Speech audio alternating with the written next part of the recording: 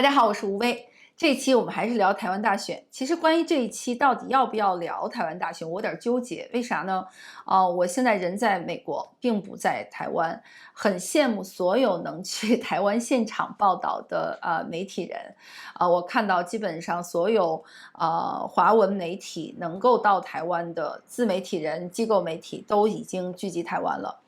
当然，国际媒体这两天也在关注台湾，可是他们的角度和不一样的，有一些事情要专门拎出来说一下。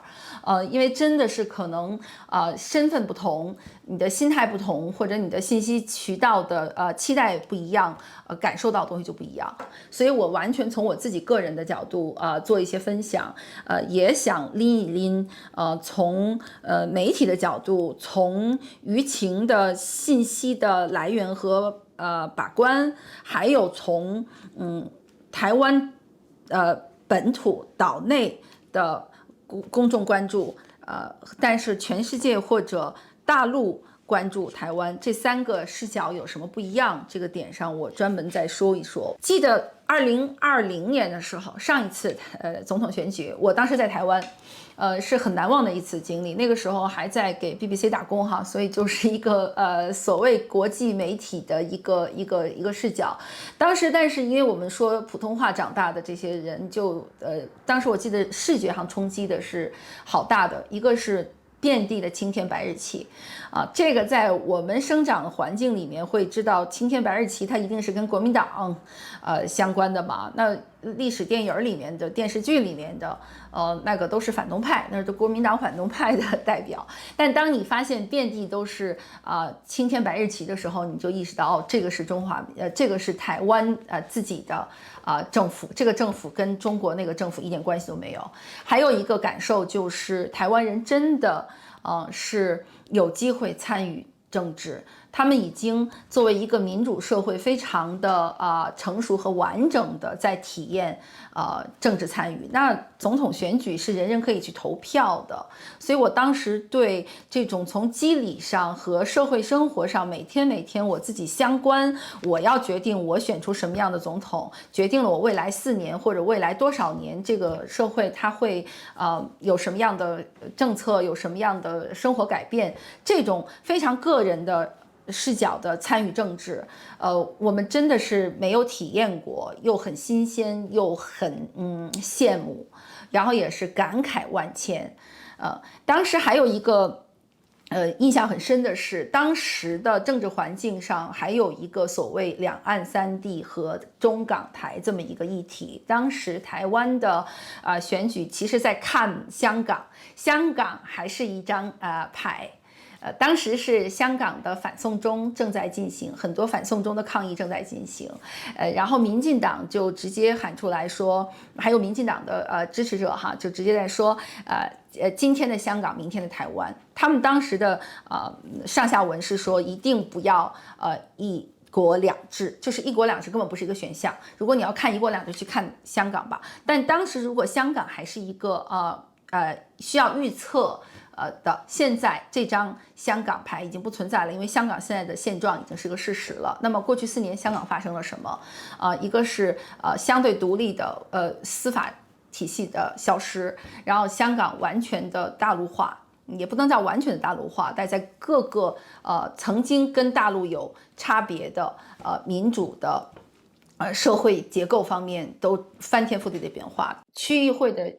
参选人，很多人现在还在牢里面。香港已经真的越来越像大陆的一个城市了。我们也看到了，很多香港人已经离开了香港那么在地的香港人的话，这一次有多少去台湾，我看了也不多。过去这么多年，我们都知道，在绝大多数的中国人里头，你关于台湾的信息来源是一定是被官方控制的，基本上说白了就是官方媒体让你看到什么你就看到什么，那官方媒体能够容忍什么样的尺度你就看到什么样的尺度，所以的话这几年我们都知道，一直以来跟民进党伴随的就是台独，就是那么跟台湾伴随的官方报道的语境就是反台独，统一中华民族的伟大复兴。过去这几年关于台湾，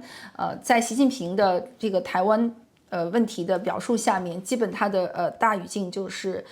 必然要复兴，必然要统一，然后甚至还有的人就是恨不得就是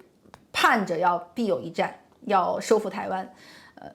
这些非常肤浅和基于台湾这种媒体官方报道的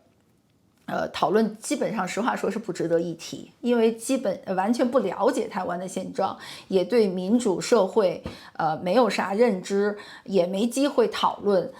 过去前些年，如果我们记得，曾经还有像韩寒这样的大 V 他们用自己的个人经历去访问了一些台湾，然后回来写一些台湾社会的方方面面比较进步、比较让他们觉得值得羡慕或者宣扬的一些东西的话，这样的文章现在在公共平台上是看不见的，就是不允许个人视角，也不允许有开放讨论，那又没有任何外媒的报道可以被墙内的媒体和官方媒体引述，中国记者也不可能随便自由的去台湾做报道或者采访，怎么可能对台湾的选举有任何的了解呢？我相信绝大多数的中国人可能都不知道这次的3个候选人是谁，那3个候选人他们到底有什么样的具体的执政方案，然后真正的会对中台两边的局势中国大陆、台湾甚至在地域政治、国际政治下有什么样影响？我觉得普通中国人也没啥可能性了解，那就更谈不上讨论了。如果最近还有台湾讨论的话，一定是逼着人先表态的。就你可能所有的大陆人就关心一件事情，就是台湾不把自己当中国人，你要先说自己是中国人，两岸一家亲。不可以分裂才可以讨论，但这个正好是最大的误区。武统到底是不是真正是一个影响台湾选情的关键元素呢？也不一定。怎么说这个呢？这个反而是不是台湾本地的一个报道，是 CNN 我今天看到的一个消息，是说他的采访的标题是强调的是台湾的年轻选民说中国已经不再是他们最大的担忧了。这个标题下面他们是想说普通的台湾人会说他们的身份都是台湾人，就身份认同方面他们也不再是拘泥于我们原始想的这个统独的关系下了。台湾人的身份认同已经很确定了，绝大多数的年轻台湾人也没去过大陆，也没有经过任何的大陆的这个中国的影响，或者这种文化层面的渗透的话，他们就说我们就是台湾人，他们也不在乎中国，也不觉得现状会马上改变，然后他们就觉得现在的这个台湾就是台湾，大陆就是那个大陆，中国你们喊着要武统，那武统又能怎么样呢？CNN 的报道就是说，台湾年轻人在意的是自己的具体生活如何具体改善，社会公平、高房价、医疗、就业机会，这些都是更现实的考量。他们也会从候选人是否有治理国家、改善民生，是否有执政的经验、执政的能力这些细节去选择选谁。那像美国绝大多数面对普通美国观众的媒体，像 NBC 这2天也专门报了台湾的新闻，但是上下文是放在1月8号和9号，中国军方的国防部的代表和美国的国防部代表在华盛顿有2天的军事会谈，放在这个语境下报的新闻，好几家媒体 NBC 几家彭博什么都报了。他们呢，一个是也专门强调了台湾选举马上要进行了，台湾的选情直接对中国的反应会造成影响。那么中国怎么反应台湾，就会决定了美国和台湾和中国这3方的关系，和美国出于自己国家利益和国家政策的考量，还有美国马上要进行的大选，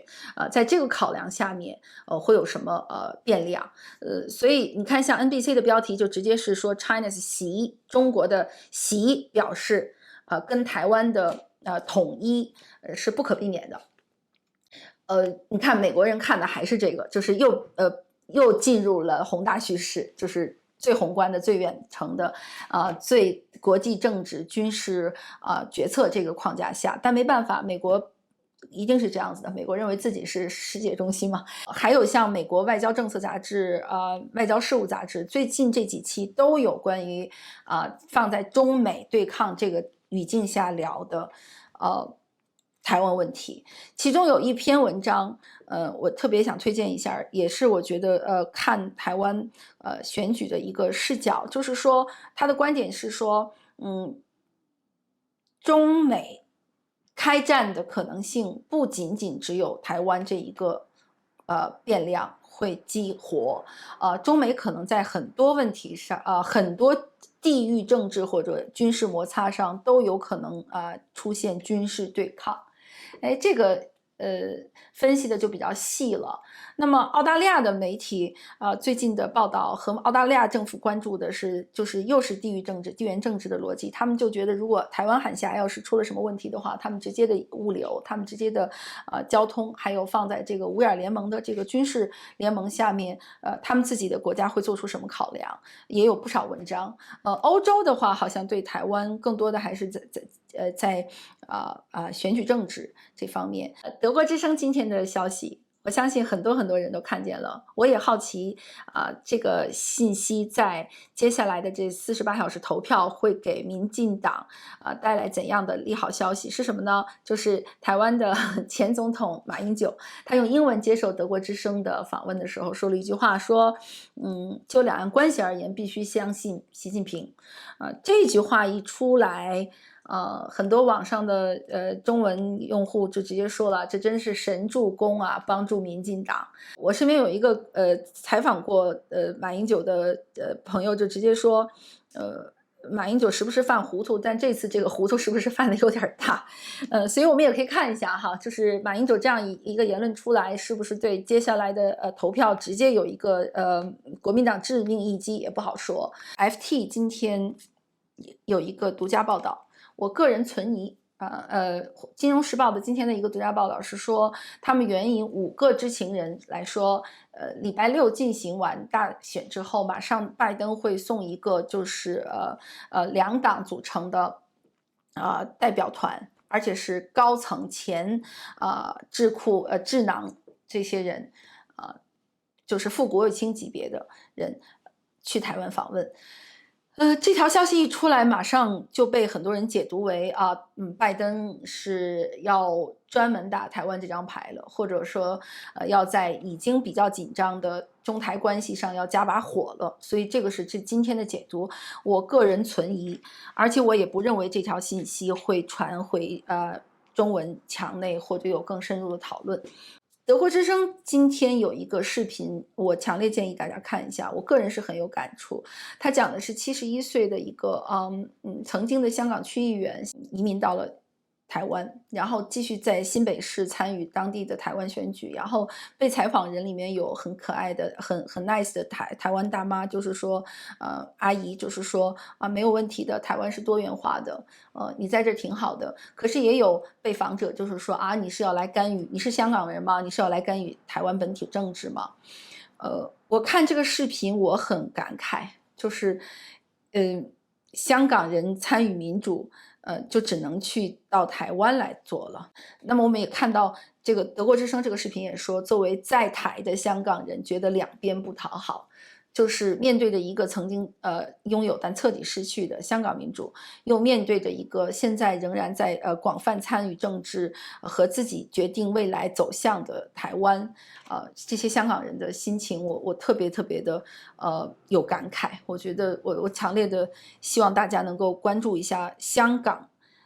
新的语境中间的这些故事。好，那么最后再说几句感慨的话吧，就是可能接下来2天在华文媒体会有很多的报道，可能很多的信息来源是油管上的自媒体人，我们也看到了好多人都在现场。